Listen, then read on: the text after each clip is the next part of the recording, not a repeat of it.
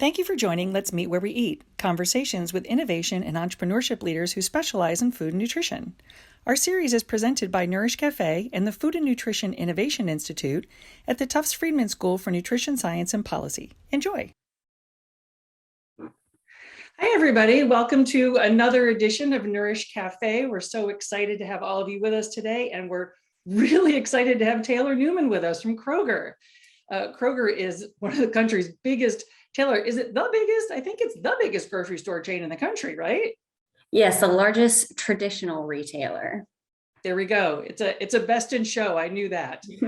We're so excited to have Taylor with us today. She's going to share with us her pathway of her work here at Kroger, some of the things that she's seeing in the field that are exciting and challenging to her, and offer some great advice to all of you students moving forward. So Taylor, thank you so much for joining us today. Yes, thanks for having me. So we like to start out these with a little bit of not me introducing you, but you introducing you. Tell us what your role is at Kroger and how did you get there?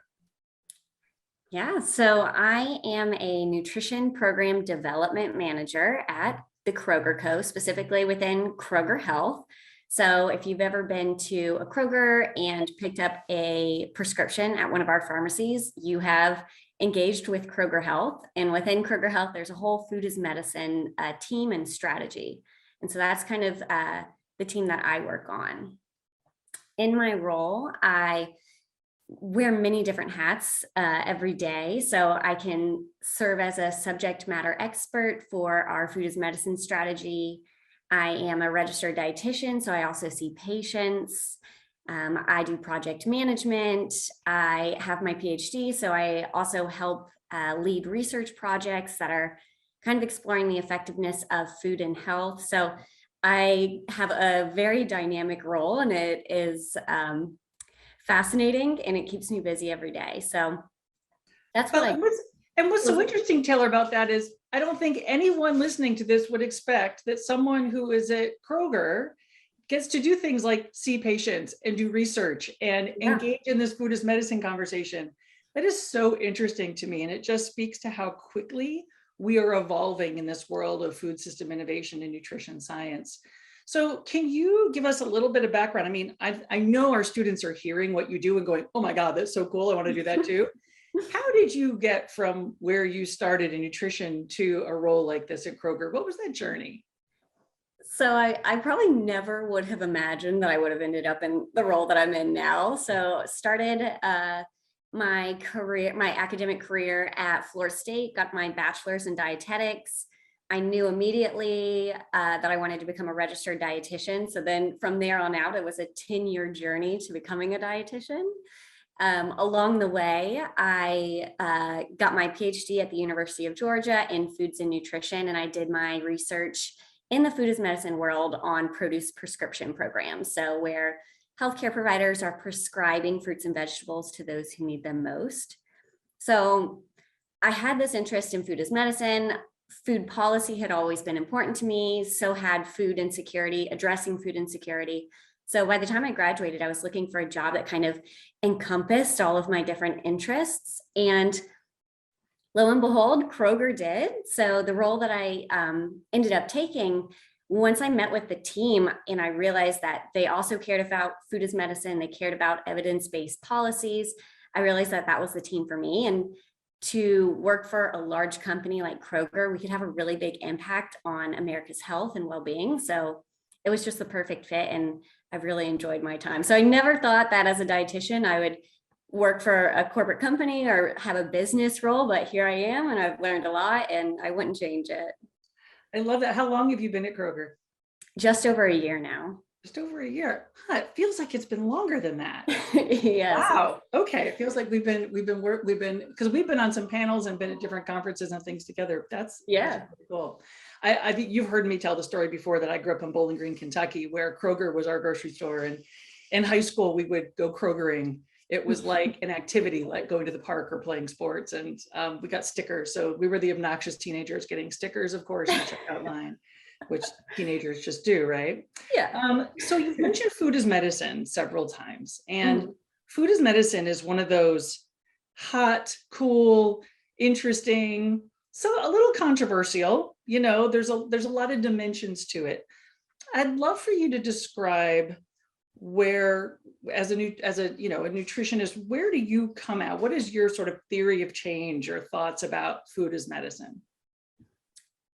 That so from I'll answer it from a retail dietitian's point of view, because that's the role that I occupy now. So I think that food as medicine, from Kroger's point of view, is a dedicated, educated, and personalized approach to eating and enjoying food and preventing illness before it starts.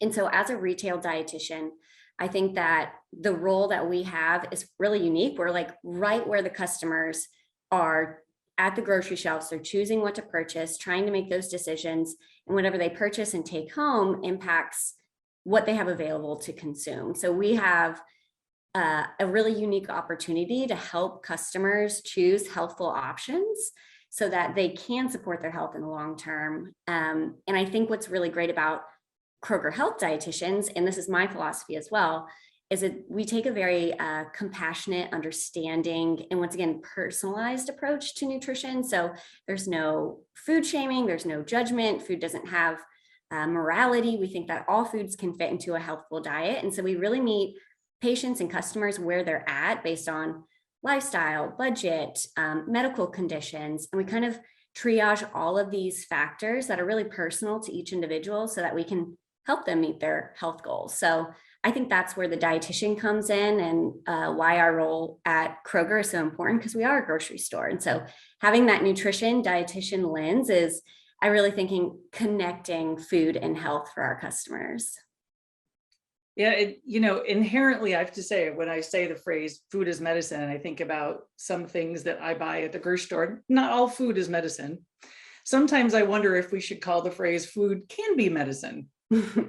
Because, there's a lot of different options when it comes to what we're going to put in our bodies. And so certainly that's something that I know the phrase itself, those trying to apply the phrase wrestle with, because it is about moderation, right? Yes, exactly. It's a balance. Yeah. It's a balance. So you were talking about produce prescriptions. For anyone who doesn't know, can you give us a little bit more detailed look into what an actual produce prescription is? I mean, I think about going to the doctors and getting a prescription. Yeah. So does this mean that, like, I'm getting a prescription for, like, Katie, you really need to up your fiber in your broccoli and maybe throw in some almonds? Like, how prescribed is a produce prescription? Talk us through what it is. Yeah. So you're not too far off, actually. So my research looked at produce prescription programs across the country, because when I started grad school, these programs were popping up all over, and there was no kind of like standardized way that they were being conducted. There weren't standard measures. And so what I was curious about was, how are programs creating these prescriptions, and who are they serving, and what are the kind of trends, so that we could have a blueprint for future programs. And so the programs look like a variety across the country, but the prescription itself typically was less prescriptive, like eat fiber, but more so a financial voucher or coupon. So you would go to your doctor, and your doctor, based on a list of criteria, maybe you were experiencing food insecurity, maybe you had a low income, maybe you had a diet related disease like diabetes. Whatever the condition was, the prescriber would give you a coupon or a voucher to usually spend at a farmer's market, but not always, sometimes at retailers. And so you could take this, sometimes physical, sometimes it was a coin, very rarely was it a debit card, to your local farmer's market that was participating, and you could exchange it for fresh fruits and vegetables.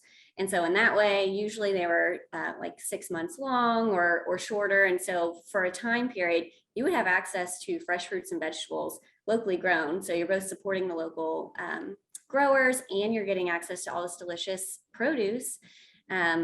So yeah, it could look like a variety of things, but usually it was just kind of left choice up to the participant to choose what they were choosing.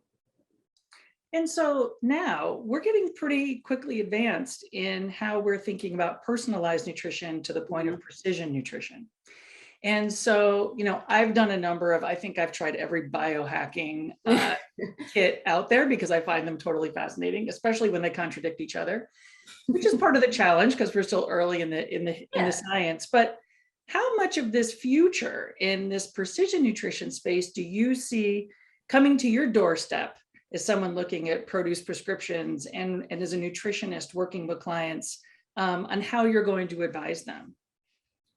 I Much more think, microbiome focused, right? yes, yeah, you're right. These are, I hear more and more about precision nutrition all the time. And I think it's a fascinating concept of like really drilling down on what works for each individual.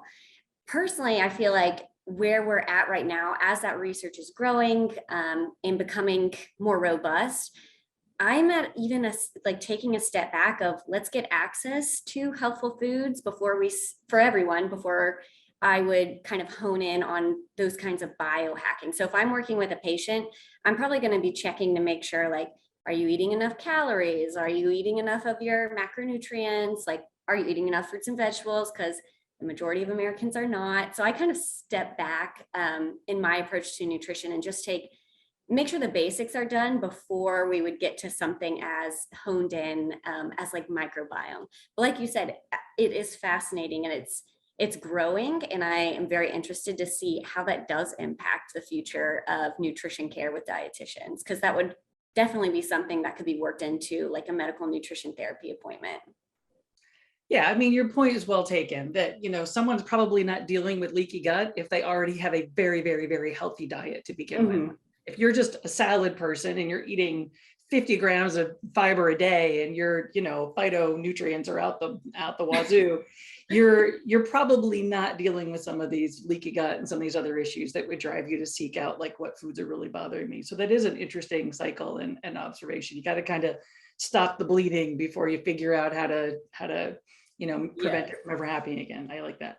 So in thinking about, and I know that Kroger does a lot with data and artificial intelligence as well and analytics, and thinking about your career, talk to our students for a second about as they're going through their journey of education, things like data science, et cetera, like what are some things, if you were going to go back, would you make sure that you had covered? Or what are some things, given this modern changing world of nutrition science research and food system innovation, what are some things you wish you'd gone and caught along the way to bring with you that maybe you're learning on the fly now?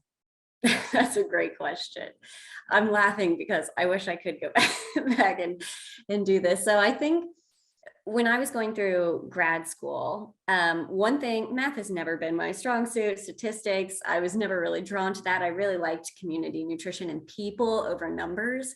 But now that I'm in my role, I have a much more research heavy role than I thought I was going to.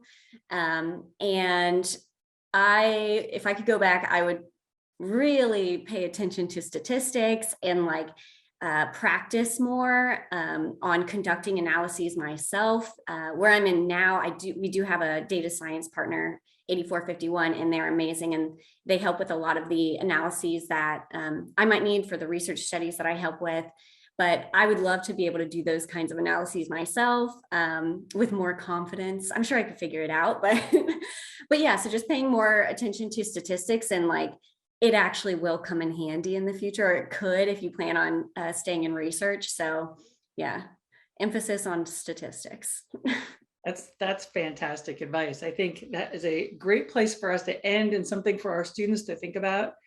Taylor, we're going to continue to watch your growth at Kroger, and hopefully you'll come back and share with us some of the results of this research you're doing, because I think that would be a great moment for another time, is some of the stuff that you're learning in this progression on this nutrition science world that we're in. So thank you for your time, and we'll see you soon. Thanks. Thank you. Thanks for having me.